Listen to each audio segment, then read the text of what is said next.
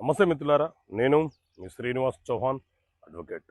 మిత్రులారా, general power of attorney సాధారణంగా short టర్మ్లో జీపీఏ అని పిలుస్తుంటాము.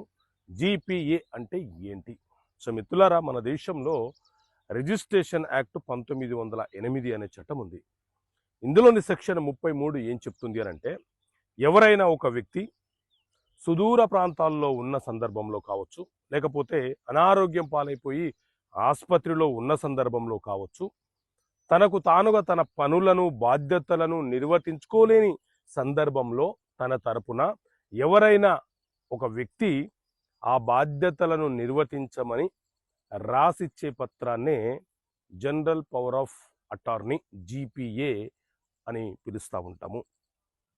భూమికి సంబంధించి అమ్మకాలు కొనుగోలు చేసే సందర్భంలో మనము జీపీఏ ఇస్తే ఆ డాక్యుమెంటు రిజిస్ట్రేషన్ కావాలి.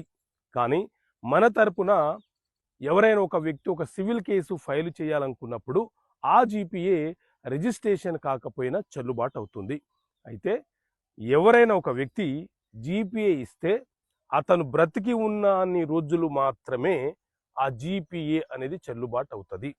జీపీఏ ఇచ్చిన వ్యక్తి మరణిస్తే ఆ తర్వాత ఆ జీపీఏ డాక్యుమెంట్ చెల్లుబాటు కాదు, అది మనుగడలో ఉండదు. ఎందుకంటే ఎవరైతే బాధ్యతలను బదిలీ చేశారో ఆ వ్యక్తి మరణించాడు కాబట్టి. Okay friends, thank you. జై హింద్.